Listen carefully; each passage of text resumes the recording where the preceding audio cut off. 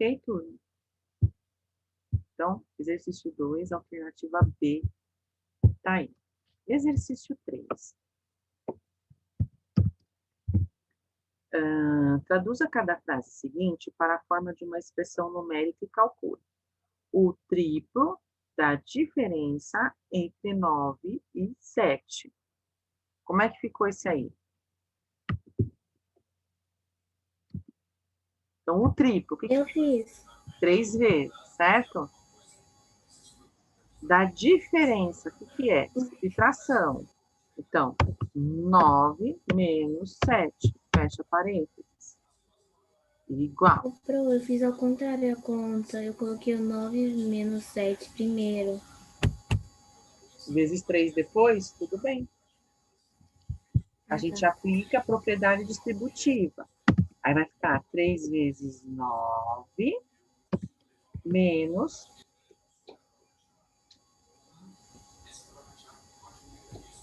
Era pra fazer isso? Eu só coloquei... Não, ele não tá mandando. Não. Ele não tá aplicando a distributiva. Tá. Então, a gente vai fazer o seguinte. Copiar 3 vezes. Aí, 9 menos 7, quanto dá? 2. 2. Igual a... 6. 5. 6. B. A soma de 8 com o quíntuplo de 6.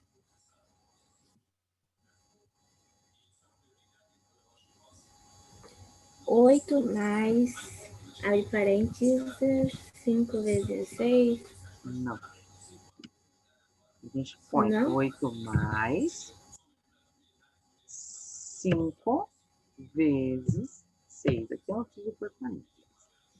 Porque ele está falando 8, a soma de 8 com o quíntuplo de 6. Tá? Aí, como que eu faço? Copio o 8 mais, confere? Quanto que é 5 vezes 6? 30. 30. 8 mais 30? 38. 38. C.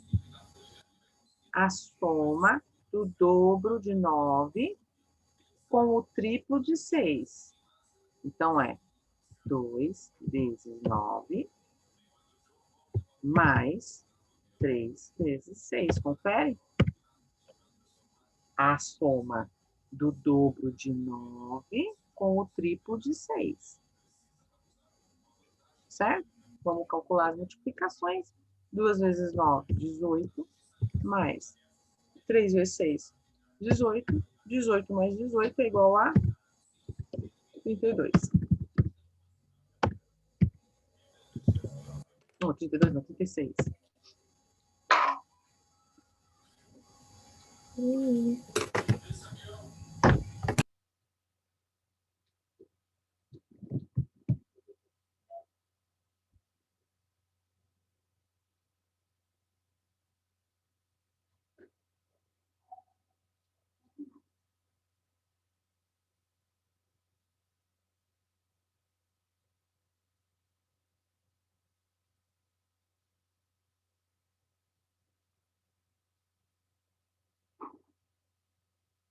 Pronto?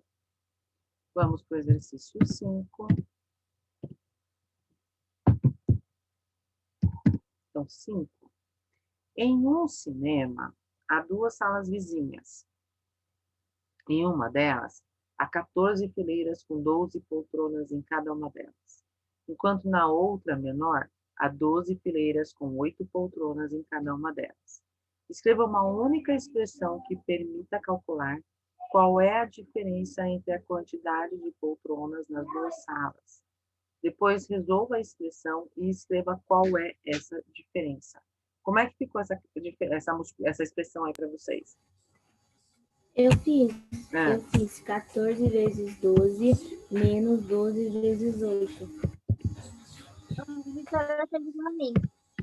Certo? E aí vamos calcular. 14 vezes 12, quanto dá? 120. Não, pera, 168. Isso, menos 96. igual. Resultado, 72. igual a 72. Essa era a conta? Essa é a conta. Gente, Essa é a conta. Assim. Ela é pequena. Só achei 3. que dá um número alto. Isso é engraçado. Conta pequeno dá um número alto, conta grande dá um número pequeno. Exercício 6. Qual é a alternativa correta? A de abelha. A de abelha, a de amor, a de Eu ia falar amor. Matemática acabou. Amora. a de amora. Amei. Anana. Eu gosto de amor. Anana. Acabamos matemática, Pro? Acabamos matemática. Vamos marcar aqui. Acabamos matemática. Vou marcar.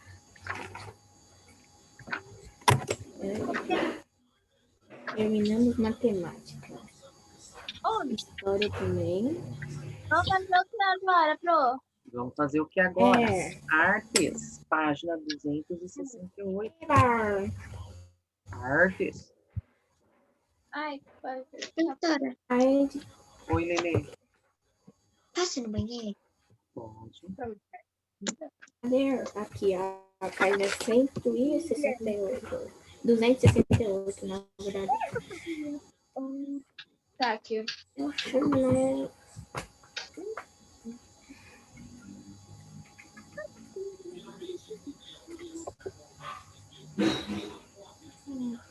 Ah, eu sei que aprender tudo.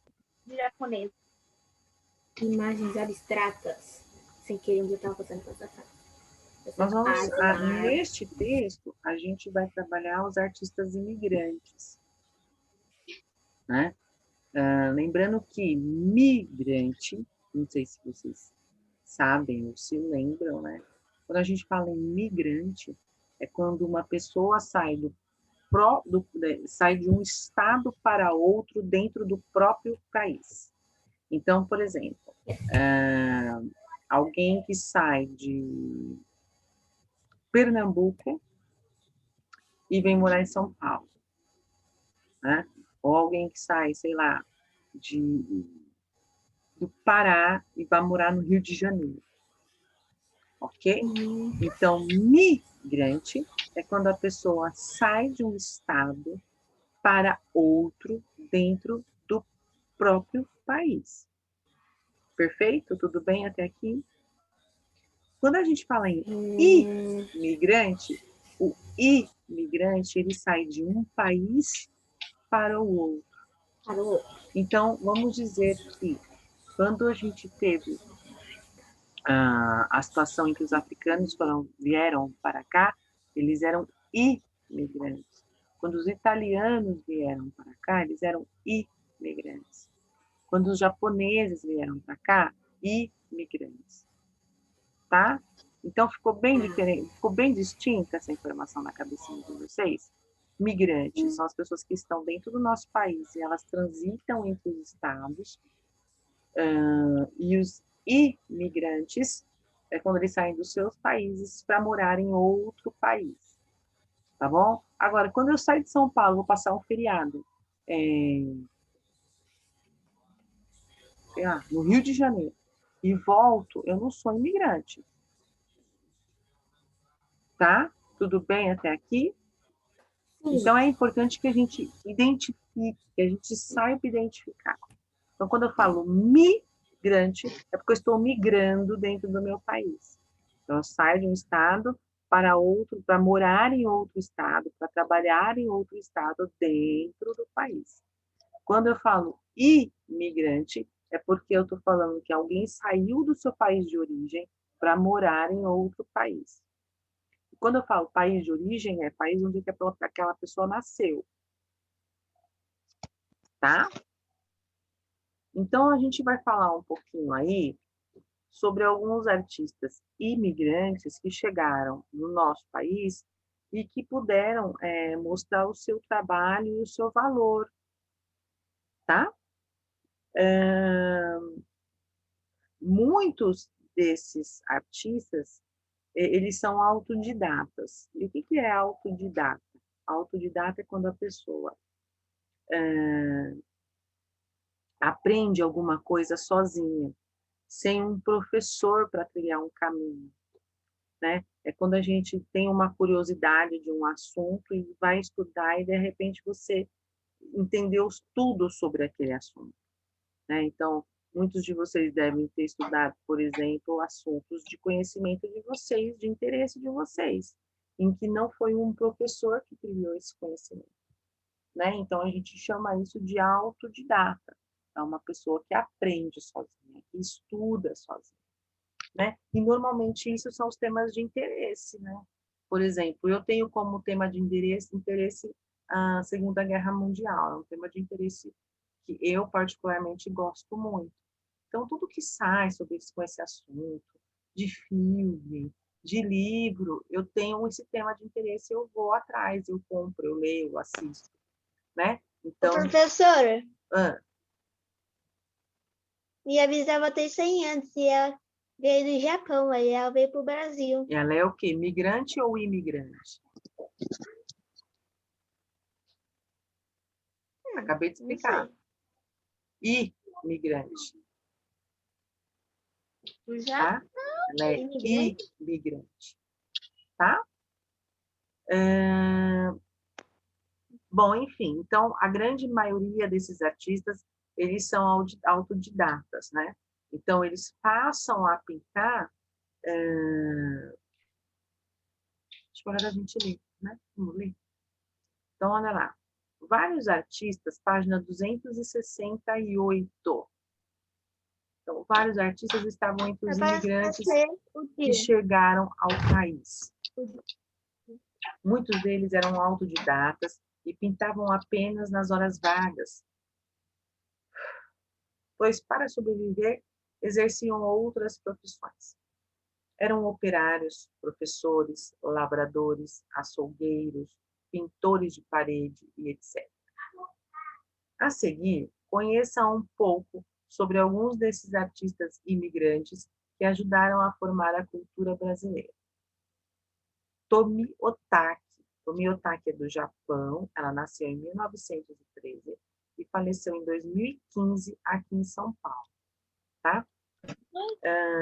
É um nome muito importante quando se fala em artista imigrante. Ela nasceu no Japão em 1913 e veio para o país aos 23 anos de idade,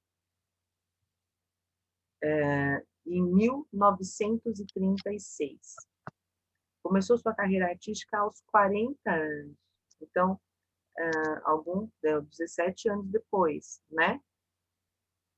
Além de pintora, Tomi foi escultora e gravadora. E realizou inúmeras obras públicas, muitas delas podem ser vistas na cidade de São Paulo.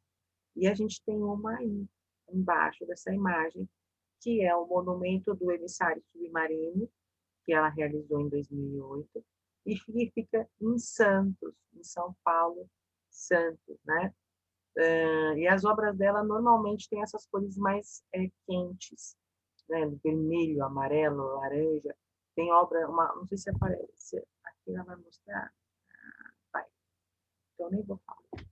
Vamos continuar. A escultura do emissário submarino, apesar de não ter um nome oficial, assim como todas as obras dela, recebeu esse nome dos admiradores da obra.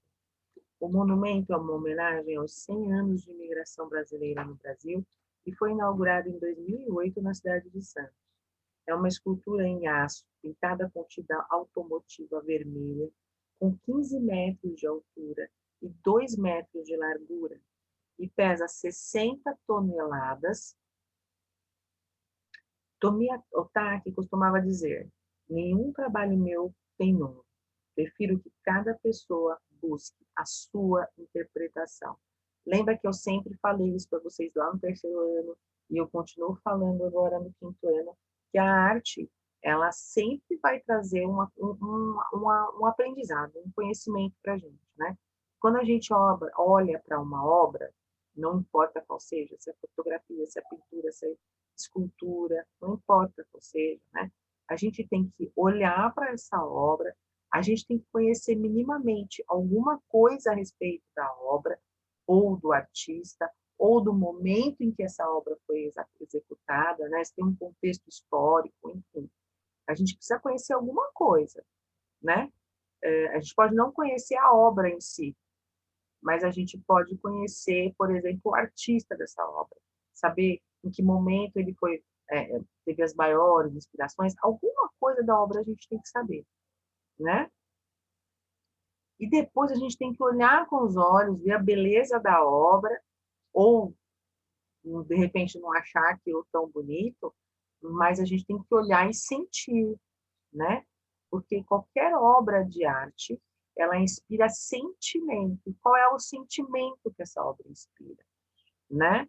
Então, quando a gente olha para uma obra, a gente imagina o quê? O que aquele artista quis me dar de sentimento, transferir para mim de sentimento, né? Então, por isso, por exemplo, que a Tomi Otaki não determinava um nome para sua obra. Ela gostava que as pessoas que olhassem para aquilo que tivessem um sentimento, uma interpretação do que estava vendo, tá? Olha lá, continuando. Mãe, só precisa de só um pouquinho, tá bom? Tomi Otaki sempre encarou a arte com naturalidade e simplicidade, o que a tornava uma artista singular. Em suas obras abstratas, soube aplicar as cores de maneira originada e racional. Organizada e racional. Suas pinturas, formadas por linhas equilibradas e traços suaves, são específicas são apreciadas até mesmo por aqueles que não se identificam com a arte abstrata. Realizou esculturas de grandes dimensões em espaços públicos, a maioria na cidade de São Paulo. Em 2013, seu centenário foi comemorado